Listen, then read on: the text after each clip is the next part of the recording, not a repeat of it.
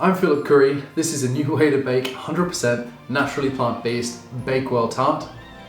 Nice tart and vibrant raspberry jam spread along tender pastry and topped with a creamy almond frangipane. I hope you enjoy it as much as I do. This is a really easy way of making a jam that you need to spread or that has some body to it. You can use whole fruits that have been chopped. You can puree the fruits with the sugar and agar and then cook it out. Yeah, you can make a puree and strain it if you want something smoother. Altogether, your fruit content should be the amount in the recipe.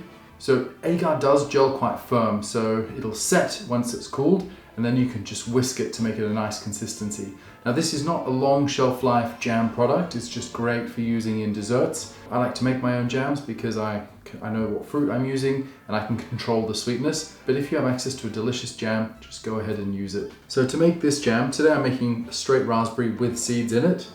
I'm going to start by adding my agar to the sugar first. And I do this first to make sure it's evenly distributed throughout the sugar so we don't get any clumps of agar in the liquid. And berries chopped or whole can go into the saucepan, and then I'll sprinkle the sugar on top. Now we want to cook these over low heat, so I'm just kind of stirring it and breaking up the raspberries. You can use fresh or frozen fruits.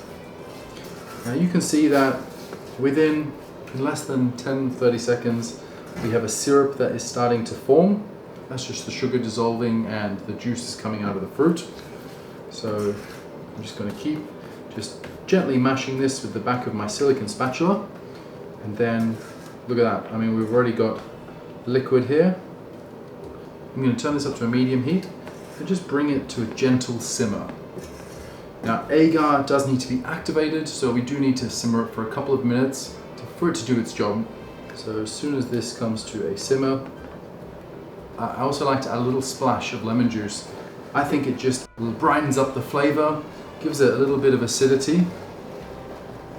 Now we can see that we have a liquid here that is simmering away. So if you have a firmer fruit that isn't going to kind of break down as easily as strawberry or raspberry might, you can just puree all the ingredients together, the sugar, the agar, and the fruit, just in a blender with a hand blender or a NutriBullet, and then just pour it into a saucepan and cook and bring it to a light simmer as I'm doing now. Coming to a rolling boil and just stirring it so it doesn't catch. I'm going to let it boil for just a couple of minutes. And I have a stone benchtop here, so I can actually check the set by putting a little bit of the liquid on the counter or onto a cold plate from the fridge, and it should set once it's cooled down.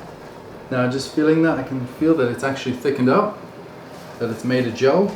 So it's actually made a jelly texture as soon as it's cooled down. So I'm going to take this off the heat. We can pour that into a container, let it set. My favorite way of cooling it very quickly is just pouring it onto the benchtop on top of a piece of cling film.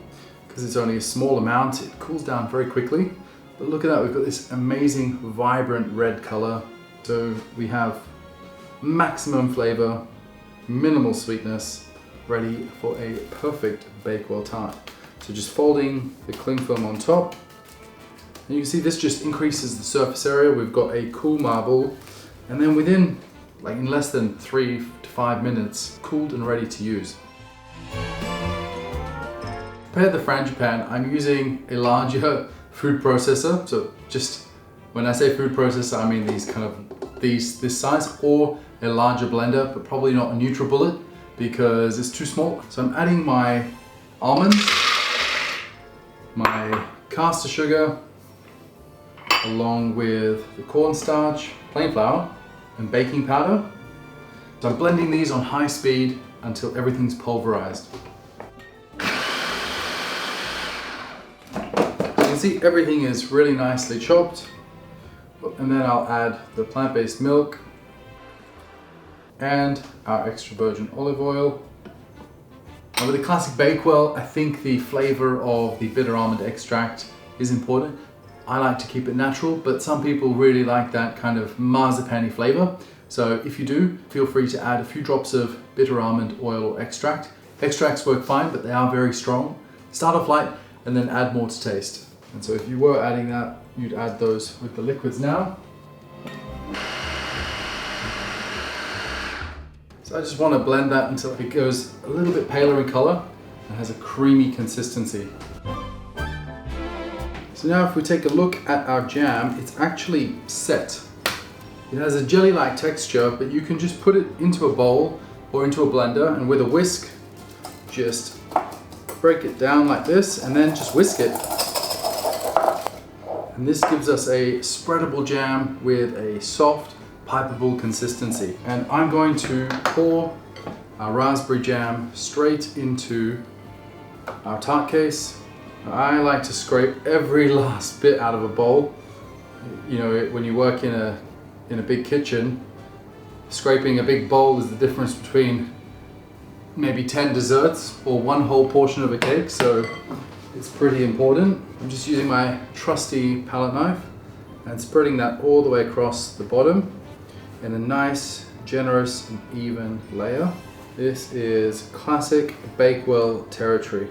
I went to Bakewell, the real Bakewell in England, in search of a Bakewell tart, and yeah, I was looking for something authentic, but I don't think I found it.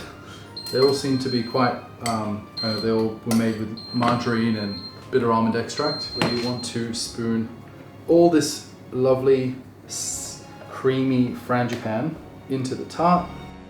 Again, I'm using my trusty palette knife to just spread this. You can also pipe it all the way up to the edge of the tart, and it should just about fill the tart. And it's going to puff up when it bakes a little slightly. And then I always like to give my cakes a little shimmy like that. It just spreads the batter out. And then I've got these nice coarse chopped almonds because I just think they lend a really nice texture to a Bakewell. Extra bit of crunch, and some flaked almonds. When you're satisfied with the amount of the flaked almonds, we can put our tart into the oven. So once our tart has cooled fully, you'll see it's deflated very slightly, but it's still nice and level with the top of the pastry. We're just going to very gently dust it with some icing sugar. This is freeze-dried raspberry, and I'm going to use my little sieve to just grate it around the edge of the tart, just for a nice little pink blush.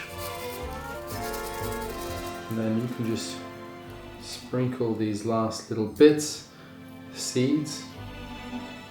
So there we have it, a classic Bakewell tart.